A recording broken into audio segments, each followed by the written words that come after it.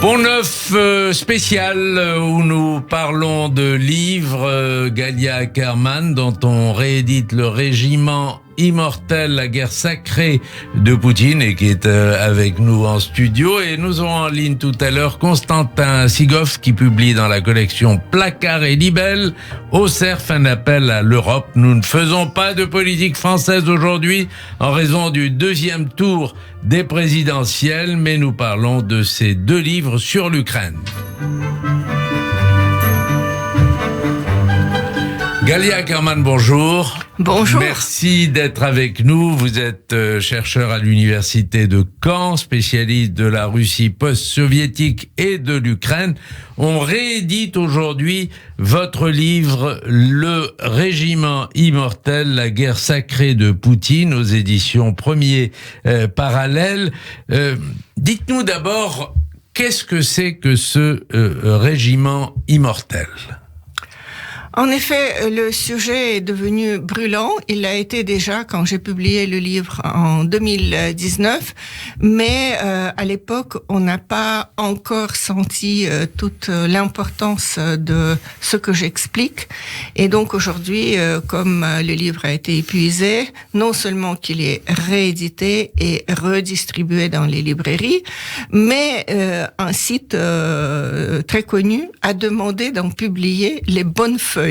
Ça, je pense, est un cas unique parce que 3 ans après l'apparition qu'on publie les bonnes feuilles, ça veut dire que j'ai ciblé quelque chose de très important. Maintenant, je réponds à votre question, Shlomo. Le Régiment immortel est une procession qu'on organise le 9 mai.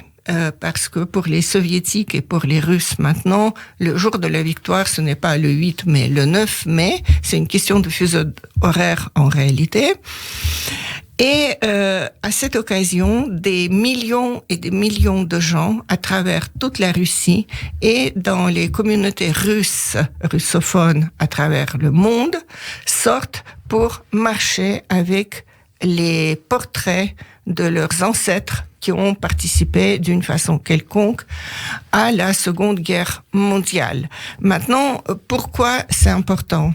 Premièrement, parce que il y a toutes sortes de discours qui ont été construits autour de ce régiment immortel qui permettent d'en comprendre la portée symbolique.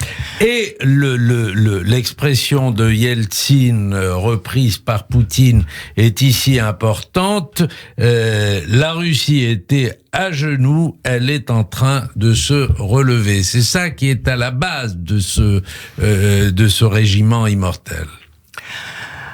On peut dire ça comme ça. En fait, personnellement, et après je reviens au régiment, personnellement, je pense que cette Russie à genoux, c'était surtout une humiliation existentielle d'un peuple impérial qui, pendant des centaines d'années, a géré l'empire, a été l'ossature de cet empire, et qui subitement s'est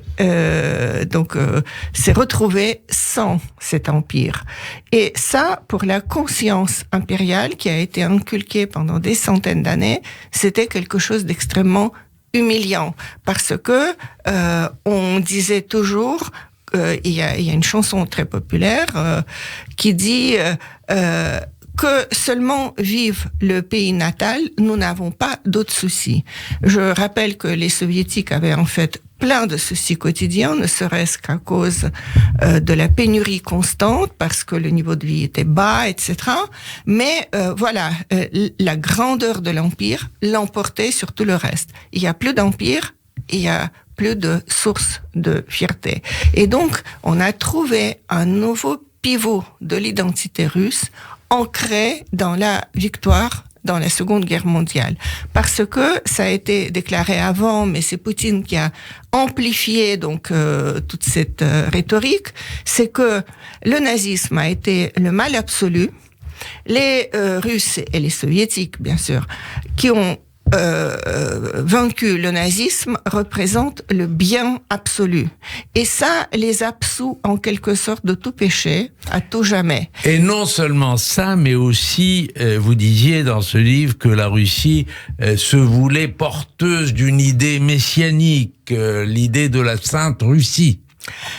Même plus que ça aujourd'hui, parce que, en effet, la Russie, depuis des siècles, avait toujours des idées messianiques. En quelque sorte, les Russes se voulaient être non seulement les porteurs du bien absolu, mais aussi en quelque sorte à l'avant-garde de l'humanité.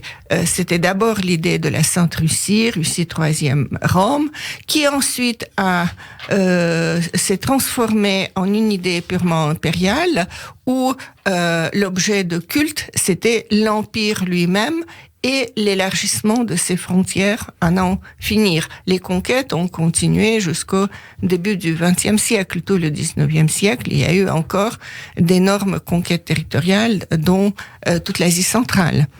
Et donc, ensuite, il y a eu l'idée communiste. Mais là aussi, le Trotsky et Lénine au début, ils voulaient une révolution permanente qui aboutisse à l'instauration des régimes communistes partout dans le monde. Et là aussi, la Russie était à l'avant-garde de l'humanité parce que, selon Marx, l'histoire avait un sens. C'était logique qu'après le capitalisme, son stade suprême, l'impérialisme, venait le stade du socialisme. J'ai bien appris ça à l'école soviétique. Et donc, la Russie de nouveau était à l'avant-garde de l'humanité.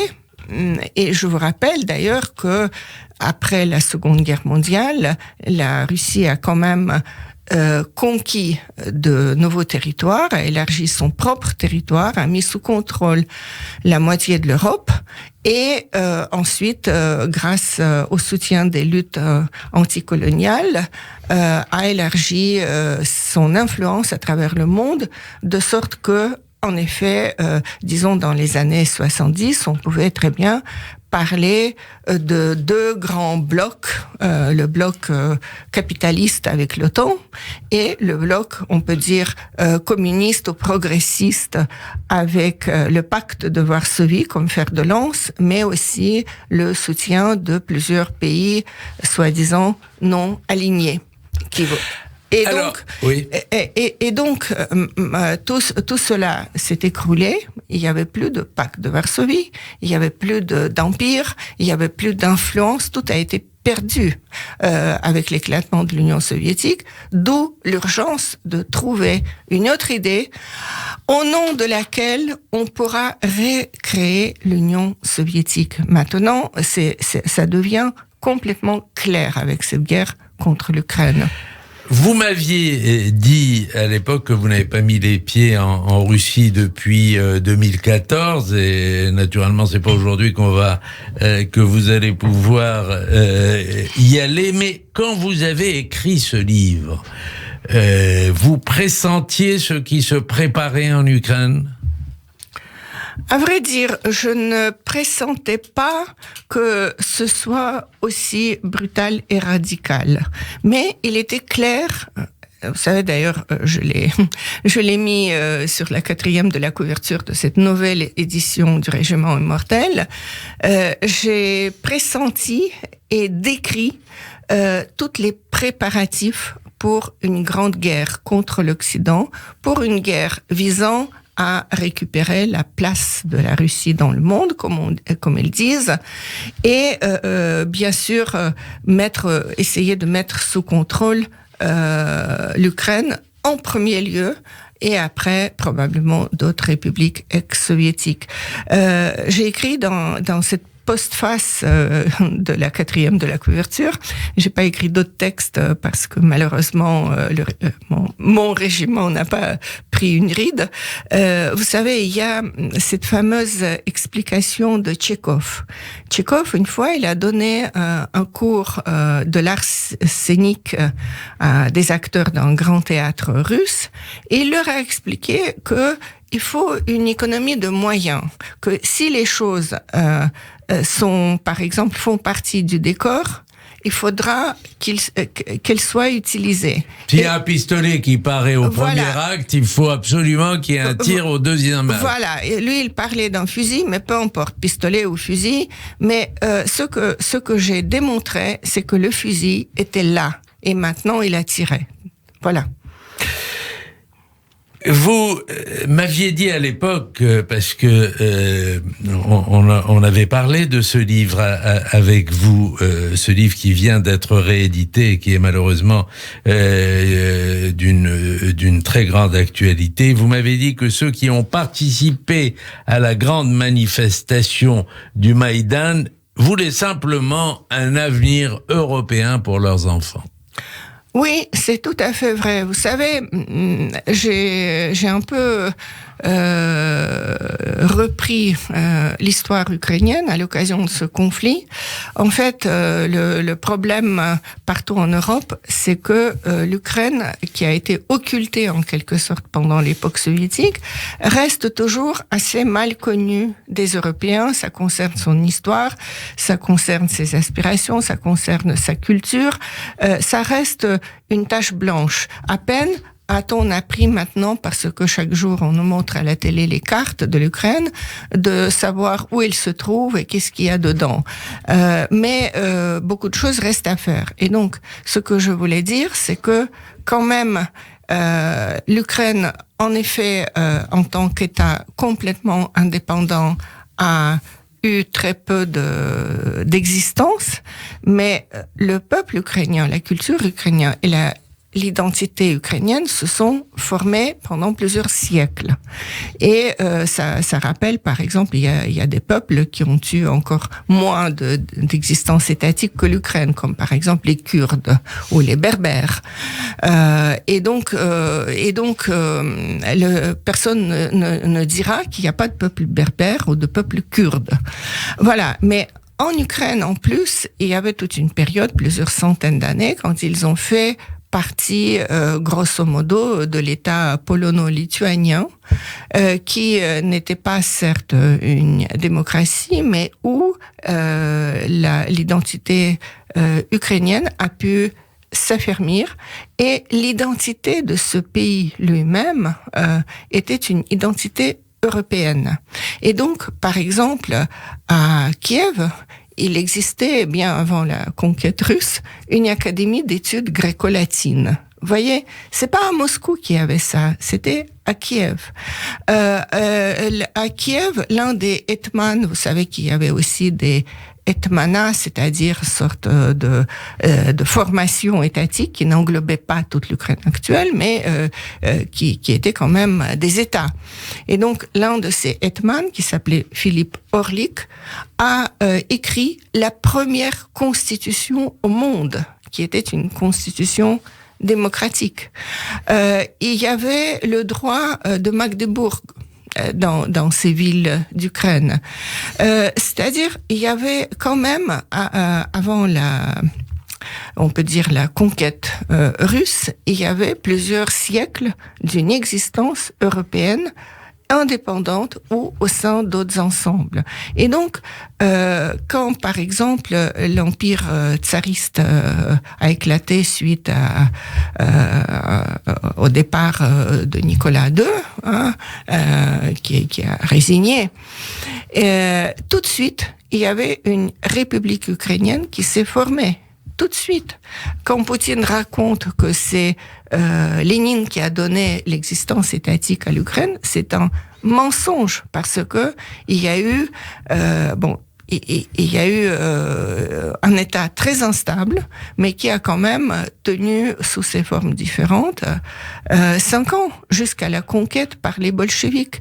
Quand on parle de la guerre civile, on occulte le fait que, d'une part, en Russie même et en Ukraine et dans d'autres républiques futures, les confins de l'Empire, il y a eu des guerres civiles entre les partisans des tendances révolutionnaires, pas nécessairement les bolcheviks, mais il y avait aussi des socio-révolutionnaires, etc., des mencheviks, et les partisans du vieux régime. Ça, c'était les guerres civiles. Mais sur ces guerres civiles se superposait la guerre purement impérialiste menée par la Russie au nom de cette révolution mondiale. Vous voyez, c'est-à-dire l'idée messianique s'est mue en quelque chose d'autre, mais elle a continué à exister. Et c'est l'armée rouge qui finalement a conquis l'Ukraine. Donc, quand les Ukrainiens du Maïdan ont repris ces aspirations européennes, c'est pas quelque chose qui est tombé du ciel, parce que il y a eu pendant des centaines d'années une sorte d'auto-organisation assez puissante des Ukrainiens. Les Ukrainiens savent gérer même sans le pouvoir central. On le voit avec cette guerre. Vous voyez, chacun comme s'il savait ce qu'il y avait à faire. C'est pas un État paternaliste. Et donc, eux, ils ne disaient pas, moi j'ai été plusieurs fois sur le Maïdan en 2014, ils disaient pas, nous voulons demain adhérer à l'Union européenne, même si ça restait quelque chose à terme. Mais ils disaient, et ça c'est très intéressant, ils disaient, nous voulons vivre comme en Occident, c'est-à-dire dans un état de droit, avec des séparations des pouvoirs et avec les élections libres. Et nous voyons qu'après le Maïdan, le premier président après Maïdan, Poroshenko, a été élu au suffrage universel. Le deuxième président, Zelensky, 5 ans plus tard, a été également élu au suffrage universel, c'est-à-dire c'est un pays certes corrompu, certes qui porte un très lourd héritage soviétique, mais c'est une nation politique qui fonctionne et c'est un État qui fonctionne. Alors, au moment où nous enregistrons cette émission, Galia Ackerman, on annonce une invasion du Donbass. Vous connaissez bien à la fois l'histoire de cette région, de la Russie et de l'Ukraine, mais vous connaissez aussi le rapport des forces aujourd'hui. Cette guerre menace de durer encore longtemps pour vous ? Ça dépend de l'aide occidentale. S'il y a une aide massive, comme ça a été promis, et si surtout on arrive à acheminer ces armements à travers toute l'Ukraine, il faut quand même prendre en compte que de la frontière polonaise, où très probablement ces armes sont livrées, ou même si c'est pas la frontière polonaise, ça va être encore plus loin avec la frontière avec la Slovaquie, par exemple. Donc, le gros des armements passe par là. Et ensuite, il faut faire 1200 kilomètres alors qu'il n'y a pas de no-fly zone. C'est-à-dire que ces convois sont exposés au bombardement russe. C'est pour cela que, personnellement, je pense que l'Occident, maintenant, devrait prendre la mesure de ce qui se passe et faire ce pas en avant en créant la couverture aérienne. On nous dit, ah oui, mais ça fait de nous les co-belligérants. Ma mauvaise nouvelle, c'est que tous les médias russes parlent de ce qui se passe même sans cette couverture aérienne, en disant nous combattons, c'est pas l'Ukraine qui se bat contre nous, c'est l'Occident, c'est l'OTAN. Parce que moi je ne vois pas de différence de qualité entre livraison d'armes offensives qui soi-disant ne fait pas de nous des co-belligérants et la couverture aérienne. Il suffit, je pense, que plusieurs avions d'OTAN montent dans le ciel d'Ukraine en disant voilà, le président légitime Zelensky nous a demandé, nous satisfaisons sa demande. C'est exactement ce qu'a fait Poutine en 2015 en envahissant la Syrie. Et ça, il continue à le dire parce que les Russes sont toujours là. Il disait nous sommes légitimes ici parce que nous avons été invités par le président légitime, Monsieur Assad. Maintenant, président légitime Assad, on a quelques doutes, n'est-ce pas? Mais Zelensky est un président légitime et je pense que l'issue de la guerre, s'il y a la couverture aérienne, s'il y a cette no-fly zone, je pense que la guerre soit va durer longtemps, soit tout simplement l'Ukraine va même rapidement emporter. Un mot encore, parce que vous avez également écrit un livre qui vient de paraître sur Tchernobyl, et on a beaucoup dit que la présence des Russes à Tchernobyl a protégé d'une certaine manière Kiev. Est-ce que vous êtes dans cette analyse ? Non, je ne vois pas en quoi ça aurait protégé Kiev. Vous savez, c'est tout simplement la route la plus courte de la Biélorussie vers l'Ukraine passe par Tchernobyl. Tchernobyl se trouve pratiquement à la frontière entre l'Ukraine et la Biélorussie, littéralement en quelques kilomètres. Et donc, les Russes ont occupé cette zone, d'ailleurs sans vraiment qu'on leur explique les dangers que cette zone recelait, parce que c'est la plus grande décharge radioactive de l'histoire. Et donc, quand ils ont commencé à creuser des fortifications, en fait, je n'envie pas ces jeunes soldats parce que certainement ils ont été irradiés, ils seront malades, peut-être ils vont mourir, etc. Donc l'idée était de faire un peu le chantage. Les Russes détiennent toujours une autre centrale parce que centrale de Tchernobyl, elle n'est pas en activité, mais il y a toujours le combustible nucléaire qui n'a pas été évacué des 3 réacteurs qui ont été arrêtés. Il y a toujours le sarcophage qui contient aussi sous la chape des matières radioactives. Et il y a à peu près 1000 décharges sur le territoire de la zone d'exclusion de Tchernobyl. Donc, ça montre tout simplement le degré d'impréparation réelle à cette guerre. Et ensuite, ils ont continué vers Kiev et ils ont laissé une garnison sur place. Et ils ont continué vers Kiev, qui se trouve exactement à 100 km de Tchernobyl. C'est une route assez déserte, c'est une chaussée de bonne qualité. Donc, ils sont arrivés aux abords de Kiev. Et ce qui les a arrêtés, en fait, ils ont occupé, comme vous savez, plusieurs petites villes. Ils ont bombardé des villes, ils ont fait des ravages et des crimes de guerre.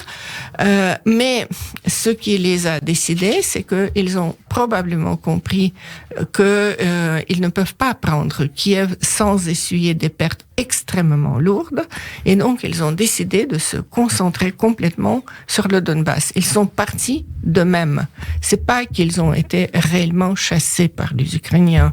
Ils ont décidé d'un plan B. Définitivement, ils ont renoncé définitivement à Kiev. Ça, on peut pas le savoir à l'heure qu'il est. Je pense que pour l'instant, ils vont conquérir ou pas conquérir le Donbass, mais si ça se passe bien pour eux, une fois que la région est pacifiée entre guillemets, ils pourront reprendre l'offensive soit vers la capitale, soit vers d'autres villes. Je pense que leur intérêt maintenant, c'est de gagner toute la moitié est de l'Ukraine. Alors, on va marquer une pause et dans un instant, ce Pont Neuf spécial consacré à l'Ukraine revient avec le témoignage de Constantin Sigov que nous aurons en visioconférence avec nous. Pont Neuf spécial, nous sommes avec Constantin Sigov, philosophe, chercheur à l'Institut de l'Académie nationale des sciences d'Ukraine. Professeur Sigov, bonjour. Bonjour. Merci d'être avec nous. On a eu un peu de mal à vous avoir, mais ça y est, on y est. On est en visioconférence et on a l'avantage de pouvoir vous voir. Vous venez de publier une lettre de Kiev où vous lancez, sous les bombes, dites-vous, un appel à l'Europe. C'est publié dans la collection Placards et Libelles aux éditions du Cerf. Vous racontez comment vous avez été réveillé le 24 février à 5 heures du matin par le fracas des bombardements qui depuis n'a plus cessé. Vous dites que jusqu'au dernier moment, vous étiez persuadé que l'invasion n'aurait pas lieu. Oui, effectivement. Écoutez, c'était tellement terrible. C'était peut-être le plus dur jour de ma vie parce que à 5 heures du matin, j'étais comme tous les qui viennent d'ailleurs, réveillé par les bombardements et les frappes étaient si fortes comme si quelqu'un à la fois frappait ma crâne, ma maison et notre ville, notre pays. Après quelques jours, ma femme et ma fille sont partis via Roumanie en Italie. Et nous, avec notre fils Roman, nous sommes toujours là en Ukraine et actuellement mon fils à l'est de l'Ukraine, à Zaporizhzhia, avec les journalistes français.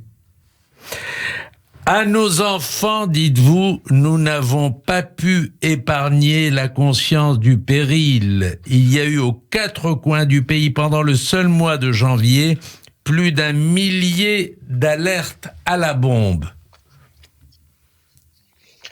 Oui, si vous voulez, cette terreur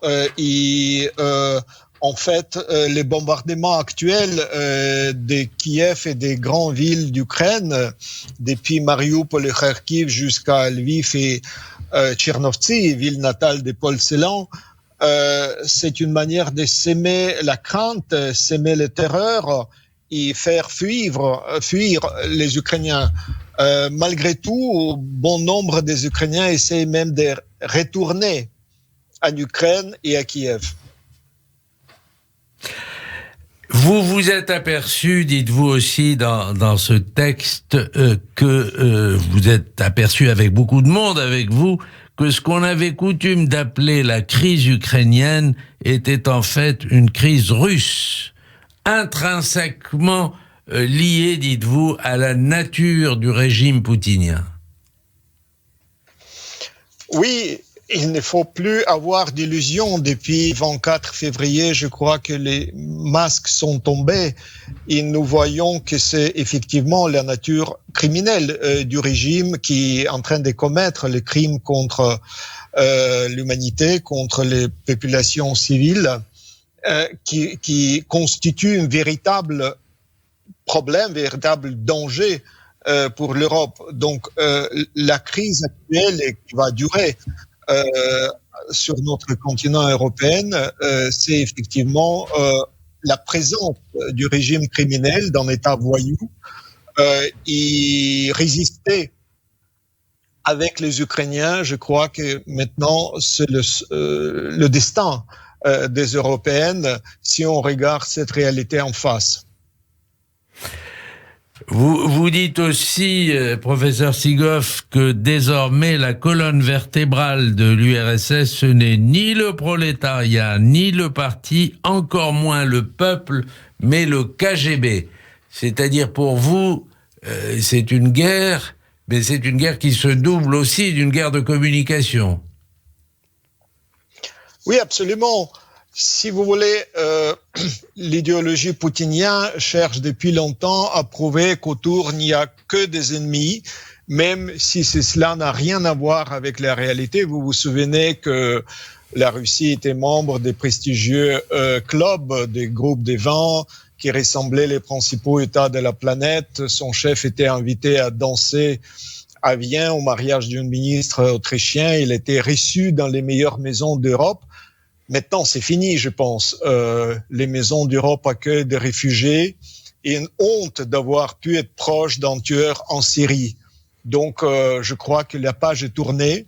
Il faut vraiment être très attentif aux actes et aux paroles qui sont faites sur cette nouvelle page tragique de l'histoire de l'Europe. Simplement, il faut aussi tenir les promesses. Il faut se souvenir qu'au moment que l'Ukraine a renoncé à l'arme nucléaire, mémorandum de Budapest était signé par les grands pays d'Occident, et donc la promesse doit être tenue. C'est-à-dire la défense, la sécurité de l'Ukraine en cas de l'agression militaire. Vous dites aussi, vous écrivez dans ce texte, Odessa, qui est une ville russophone, a pris en haine les chars qui veulent entrer au prétexte de défendre la langue et la culture russe, parce que c'est une guerre aussi, Poutine l'a dit, pour la langue russe contre la langue ukrainienne.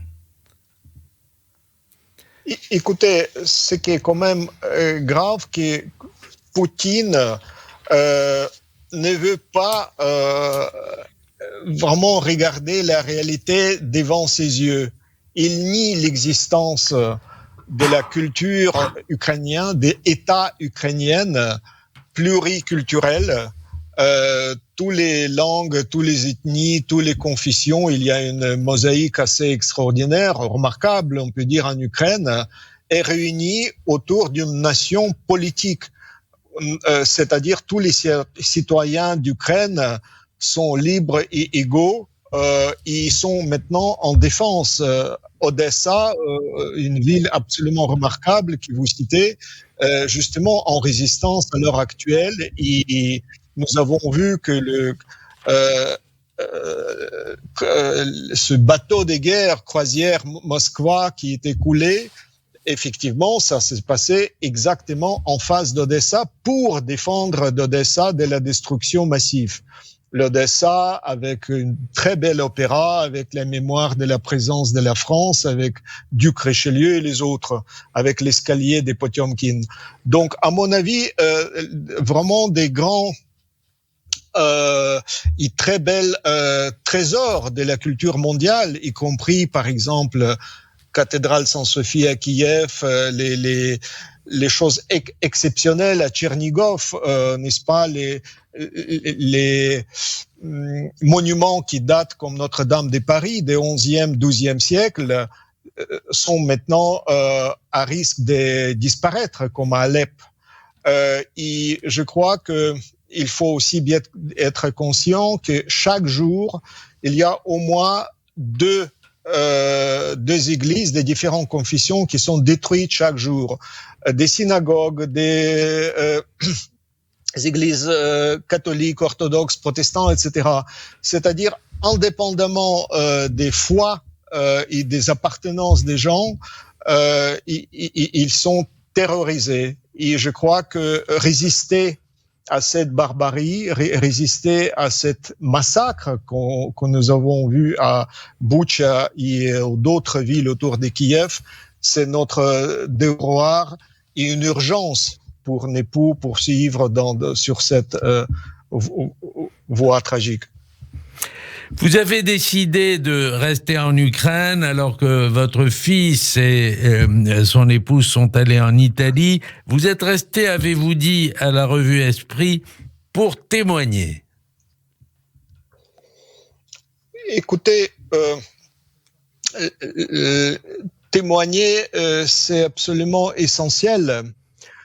Je crois que c'est notre manière pour des gens civils à résister. Et aujourd'hui, je crois que, indépendamment de l'âge, je suis né à Kiev en 1962, donc j'ai 60 ans, mais un enfant aussi avec son portable peut être témoin oculaire qui vous renvoie dans quelques secondes l'image à partir des Boutcha des événements. Et je crois que depuis chaque citoyen capable de témoigner, de donner les faits incontournables, des faits exacts, jusqu'à les satellites qui vous donnent aussi les faits, encore une fois, les photos, les documentations, comment on tire, par exemple, contre une femme en bicyclette, etc. Comment on écrase les voitures des civils avec les femmes et des enfants dans cette voiture civile. Je crois que tout ça constitue le dossier nécessaire qui doit comparaître devant un tribunal international. Et je crois que cette traduction en justice, c'est l'urgence pour l'Europe et pour la communauté internationale pour juger le régime criminel et les personnes responsables avec leurs noms, prénoms et leurs actes commis pendant les massacres en Ukraine. Alors, on va pas abuser de votre temps. Je sais que vous êtes pris et je vous remercie beaucoup de ce témoignage. Vous êtes philosophe, vous êtes aussi l'éditeur, il faut le dire, de Ricoeur et de Lévinas en Ukraine. Vous arrivez encore à travailler?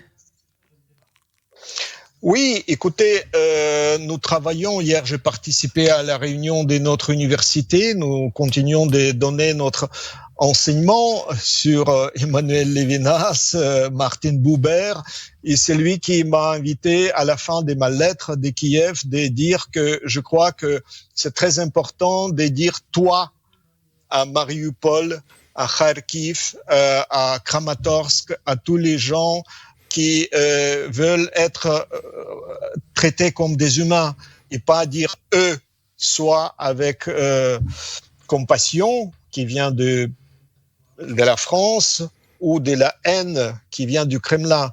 Donc, j'espère que cette modeste lettre de Kiev pourra encore sensibiliser la solidarité et la conscience claire et lucide de notre situation actuelle. Merci, professeur Sigov. On va poursuivre cette conversation avec Galia Ackerman, que vous connaissez bien, mais on va pas abuser de votre temps. Merci, professeur Sigov. Soyez prudent. On essaiera de rester en contact avec vous. Est-ce que la poste marche encore? On peut vous envoyer des choses, professeur Sigov? Non, il est parti. Merci en tout cas à lui d'avoir été l'invité de ce Pont Neuf spécial. Vous l'avez écouté et vous le connaissez bien, Galia Ackerman. Je le connais depuis 30 ans. Exactement 30 ans. Je l'ai rencontré quand il était un tout jeune homme en 1992 lors de ma première visite en Ukraine post-communiste et depuis on est toujours resté en contact et on est liés d'amitié, voilà.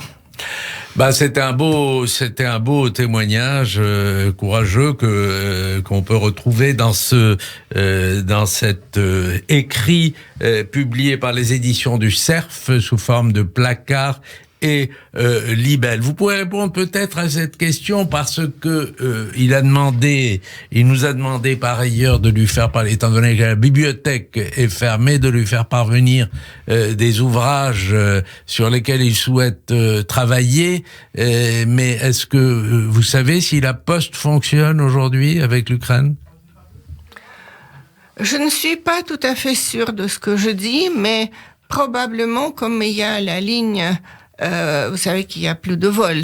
Même les chefs d'État qui viennent à Kiev arrivent à la frontière polonaise et ils prennent depuis Lviv le train pour aller à Kiev. Je suppose que la poste suit le même itinéraire. Est-ce que il a tout son personnel? Est-ce que les lettres sont distribuées régulièrement? Je ne saurais pas vous dire. Je pense qu'au moins en partie ça fonctionne. En fait, ce qui est étonnant, c'est que les gens ont un incroyable courage.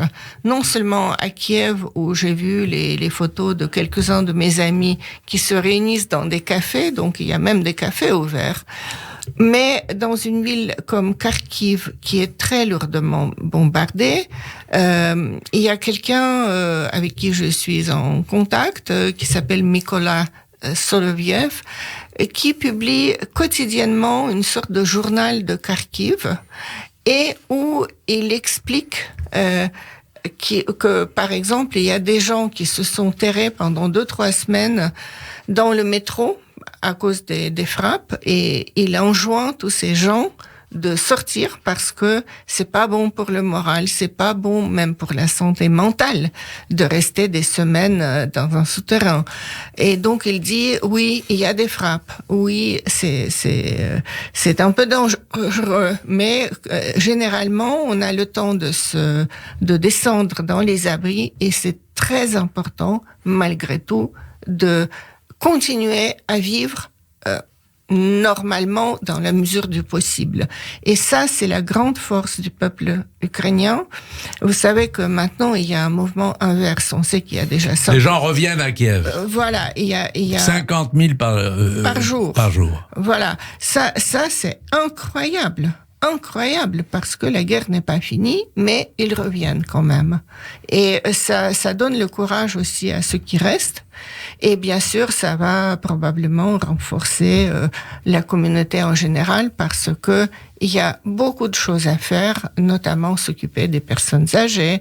Vous savez, il y a des gens même qui sauvent les animaux, parce que il y a par exemple, j'ai lu un texte absolument épatant de quelqu'un qui raconte l'histoire d'un bénévole qui a décidé que les gens peuvent généralement s'occuper quand même d'eux-mêmes et de leurs proches, mais que les chats et les chiens ou d'autres animaux domestiques qui sont restés souvent enfermés dans des appartements parce que les gens sont partis précipitamment lors de bombardements et tous ne sont pas revenus après. Eh bien, les gens maintenant savent qu'il y a ce monsieur à contacter pour une ville autour de Kiev, Irpin. Et donc, lui, pendant les bombardements, pendant l'occupation russe, il est allé chaque jour sauver des animaux. Il en a sauvé près de 200. Vous voyez, ça veut dire à quel point le moral est fort. Alors nous parlions de la Poste, mais est-ce que les Internet, les réseaux sociaux fonctionnent, ou est-ce que c'est brouillé? Comme nous avons eu un peu de difficulté à voir en visioconférence, il faut le dire, mais grâce à notre ami Serge, nous avons pu entrer en contact, et c'était quand même très fort comme témoignage. Je suis content qu'on ait pu la voir et le soutenir dans ses travaux. Il dit qu'il arrive quand même à continuer à travailler. Absolument. Est-ce que Internet fonctionne? Oui. Et vous savez grâce à quoi?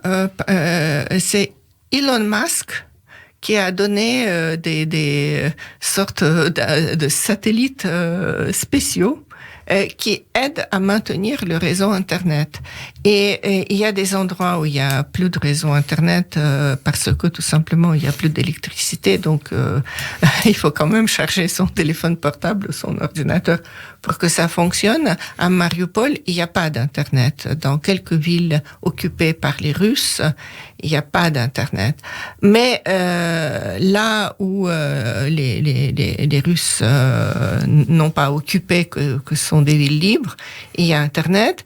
Maintenant, il y a eu des sortes de diversions, de sabotage. Par exemple, il y a 2 jours, il y a eu il n'y avait plus d'électricité dans certains quartiers de Kiev. Après, ça a été rétabli. Il y a une résilience énorme, et donc moi je participe tous les jours avec aux appels avec des amis. Par exemple, j'ai une amie très proche qui est la femme d'un éditeur qui travaille ensemble avec Constantin Sigov, qui s'appelle Leonid Finberg, qui dirige l'Institut Judaïka à l'Académie Moïla. Et donc, ce Finberg, qui est un monsieur beaucoup plus âgé que Constantin, il est parti avec sa femme et des petits-enfants assez loin de Kiev, mais il reste en Ukraine. Et tous les matins, sur Internet, ils font l'appel bonjour, bon matin, qui est là? Et donc, il y a beaucoup de gens qui répondent. C'est un moyen de rester en contact qui maintenant est possible, surtout grâce à Internet. Mais le téléphone fonctionne également. Vous avez vu, moi j'ai appelé Constantin juste avant l'émission. Donc, voilà, les Russes n'ont pas réussi à perturber complètement la vie là où elle est possible. Encore un mot, vous en parlez dans votre livre, 250 000, vous estimez à 250 000 juifs qui vivent aujourd'hui en Ukraine, et vous dites c'est une communauté laïque qui a du mal à redécouvrir la culture juive. Est-ce que je peux vous raconter une blague ? Mais absolument. Vous savez que maintenant, quand même, quelques milliers de ces juifs ukrainiens, dont une grande partie sont assimilés, c'est des mariages mixtes, etc., sont partis en Israël. Et donc la blague dit que voilà, il y a une commission qui les accueille à l'aéroport Ben Gurion. Et donc il y a un juif qui apparaît devant cette commission et on lui demande: est-ce que vous êtes juif par votre père ou par votre mère? Et il répond: par notre président. Et donc, oui, c'est une communauté qui est en grande partie laïque, mais qui néanmoins, en 30 ans de vie d'existence indépendante de l'État ukrainien, a redécouvert le judaïsme. Il y a beaucoup d'écoles religieuses et il y a bien sûr une forte présence des Chabad, vous savez, tous ces pèlerinages à Ouman, par exemple, tous les ans. Donc, oui, il y a à peu près 250 000 juifs, mais ça dépend qui on considère juifs selon la halakha ou selon leurs propres sentiments. Merci Galia Ackerman. Je rappelle donc ce livre qui est réédité, Le Régiment immortel, la guerre sacrée de Poutine aux éditions Aidez-moi. Premier parallèle, oui. Et puis je remercie Constantin Sigoff qui publie dans la collection Placard et Libelle au Cerf un appel à l'Europe. C'était un Pont-Neuf spécial. Nous appelons naturellement tous nos auditeurs à voter en ce dimanche d'élection. Bon dimanche et bon vote à tous.